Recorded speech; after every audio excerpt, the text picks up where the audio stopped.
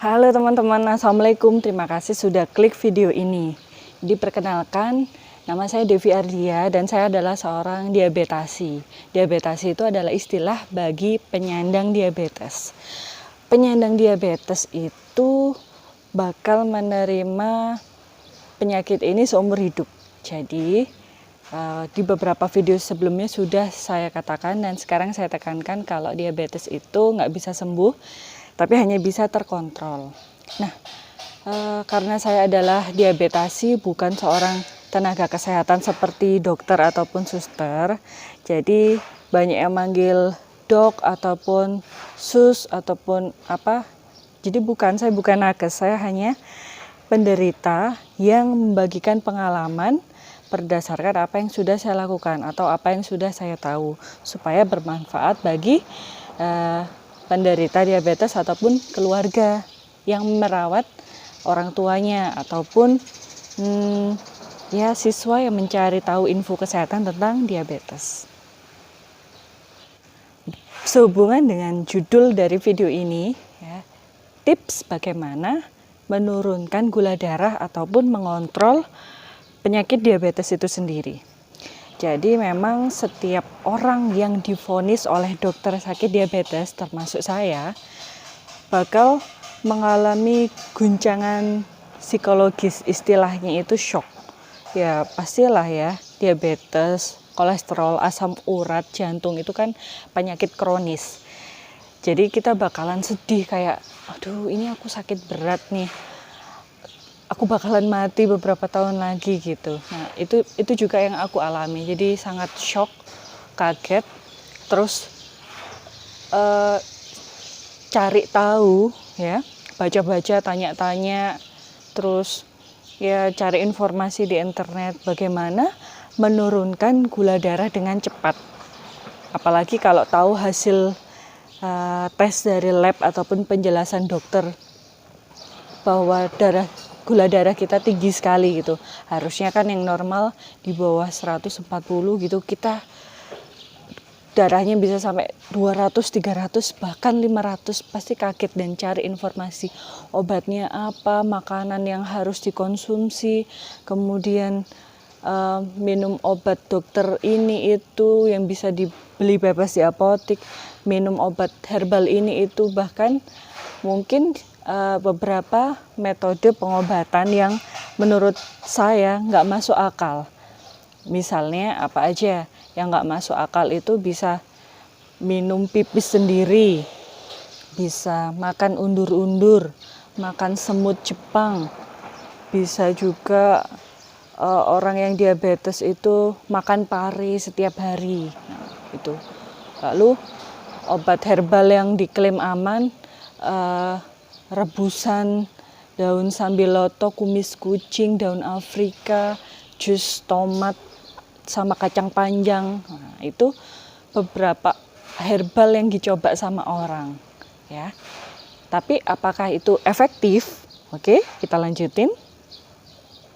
Nah, kita ngomongin ini secara spesifik DM tipe 2 ya. Jadi bukan DM tipe 1 yang dialami anak-anak karena insulinnya tidak ada sama sekali, tapi kita ngomongin DM2, diabetes mellitus tipe 2 yang terjadi karena pola makan dan gaya hidup gitu. Jadi saat orang ingin gula darahnya itu turun secara instan, itu nggak bisa.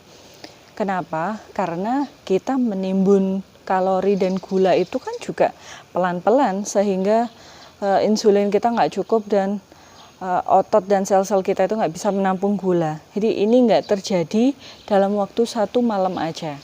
Tetapi berbulan-bulan bahkan bertahun-tahun kita sudah ngerasain makanan enak dan yang manis-manis. Oke. Menurunkannya juga harus pelan-pelan. Jadi nggak bisa kita gula darahnya dari yang 500 pengen langsung turun ke 90. Nah, itu nggak bisa. Kenapa? Karena kasihan, badannya terlalu ekstrim. Bisa terjadi hipoglikemia atau gula darah rendah. Itu kayak tanda-tandanya gemetar, pusing, lemes, mau pingsan. Dan hipoglikemia kalau terlalu rendah itu juga sama bahayanya dengan diabetes atau gula darah rendah. Jadi kalau gula darahnya turun banget misalnya sampai 60, 70 itu sama bahayanya kalau gula darah kita 500 dan 600. Nah, oke, sekarang kita masuk ke tipsnya. Aku membagi tips ini menjadi 4 bagian. Jadi yang pertama adalah ubah pola makan. Jadi pola makan terbaik yang dianjurkan bagi para diabetasi itu adalah 3J. Oke. Jadi 3J itu apa? Kita jelaskan satu persatu ya. J yang pertama adalah jenis. Jadi jenis makanan yang kita konsumsi itu adalah makanan yang tanpa gula dan karbohidrat. Jadi misalnya seperti apa? Protein, kemudian sayur, kemudian buah-buahan. Dan ini juga nggak sembarangan. Misalnya kalau sayur kita pilih yang daun-daunan. Kemudian buah-buahan yang tidak banyak mengandung gula dan alkohol. Kemudian protein. Pada umumnya sih semua protein itu aman. Tetapi hati-hati dengan kolesterolnya. Misalnya kuning telur. Nah, itu kan penyebab kolesterol. Kemudian kepiting, seafood. Nah, kita bisa pilih-pilih protein yang bagus seperti putih telur, dada ayam, ikan gitu. Setelah jenis, kemudian yang kedua adalah jumlah. Kita harus atur jumlahnya, nggak boleh makannya terlalu banyak. Ya, kita bagi menjadi 3 makanan utama dan 3 selingan. Kita makannya itu pagi, siang, sama malam. Kemudian selingannya di antara makan itu 2 jam setelah makan kita akan ngemil buah-buahan yang aman. Yang ketiga adalah jadwal. Nah, jadwalnya itu nggak boleh makannya langsung banyak, tetapi dibagi-bagi porsinya sedikit demi sedikit. Itu penjelasan tentang pola makan 3J. Bakalan agak repot kalau misalnya kita serumah itu tinggal dengan banyak anggota keluarga yang lain, karena mereka kan makan nasi putih, kemudian minum es teh, sirup gitu ya. Nah, kita harus sedia makanan sendiri atau usaha untuk memasak makanan sendiri. Misalnya kita beli nasi merah, kita makan sendiri. Terus kita beli apalagi ya, sayur-sayuran gitu, kita nyetok di kulkas.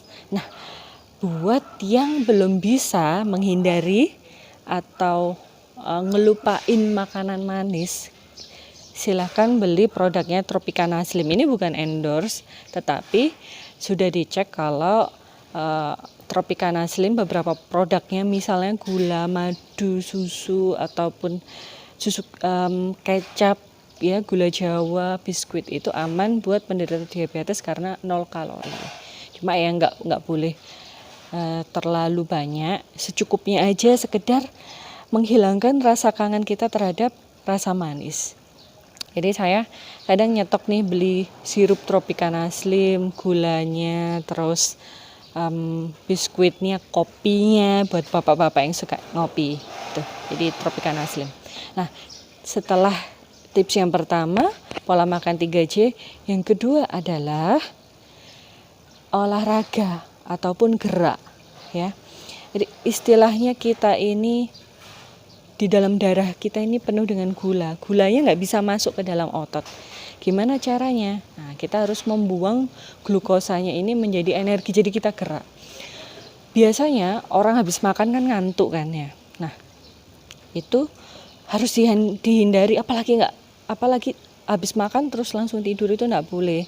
Paling enggak kita tunggu 30 sampai 1 jam untuk tidur habis makan. Jadi biasanya saya habis makan itu gerak sedikit aja ya, 10 sampai 15 menit, entah itu cuci piring ataupun kita bersih-bersih, nyapu, ngepel. Yang penting setelah dapat asupan kalori itu kita kebuang kalorinya lagi. Jadi jangan dapat kalori, gula-gula numpuk terus. Ya, paling enggak gerak lah sedikit gitu ya. Tuh. Tips yang ketiga adalah minum obat dokter. Jadi gini ya, bapak-bapak, ibu-ibu, banyak yang takut, minum obat itu kimia, nanti ketergantungan, nanti ginjalnya sakit, nggak kuat. Menurut saya kalau kita nggak minum obat, ya, gula darah kita tetap tinggi, itu malah lebih bahaya bagi ginjal daripada kita minum obat dokter. Jadi mending kita minum obat dokter, gula darah kita stabil dan turun, daripada kita nggak minum, gula darah kita tinggi terus. Kenapa? Karena obat dari dokter itu kan sudah melalui riset ya, sudah penelitian, dan itu aman dikonsumsi dalam jangka panjang. Tetapi ingat, nggak boleh medication ataupun pengobatan sendiri. Misalnya dikasih tahu, aku minumnya ini nih, glimapirid, aku minumnya itu metformin, dan dosisnya itu kita ngarang-ngarang sendiri, 1 tablet, 2 tablet. Nggak boleh, karena harus dikonsultasikan ke dokter. Takutnya kelebihan dosis ataupun dosisnya kurang sehingga nggak optimal menurunkan gula darah. Selain obat bisa juga kita konsumsi insulin. Nah, insulin ini lebih aman daripada obat. Kenapa? Karena kemarin saya tanya ke dokter, insulin itu lebih aman digunakan oleh ibu hamil daripada ibu hamilnya mengkonsumsi obat-obatan gitu. Ya, walaupun ada plus minusnya kita menggunakan insulin dan lebih ribet daripada minum obat.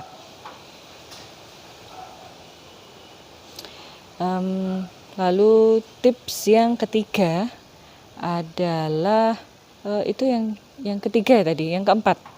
Tips yang keempat ini, kita hindari stres. Jadi kalau misalnya kita stres, banyak pikiran, itu gula darahnya nggak mau turun, tapi malah melejit, dan saya sudah membuktikannya. Misalnya gula darah sehari-hari itu ya 200-250 masih belum bisa turun banget. Pas besoknya itu mau tes, entah tes yang gula darah puasa ataupun HbA1c, itu langsung naik jadi 300-350.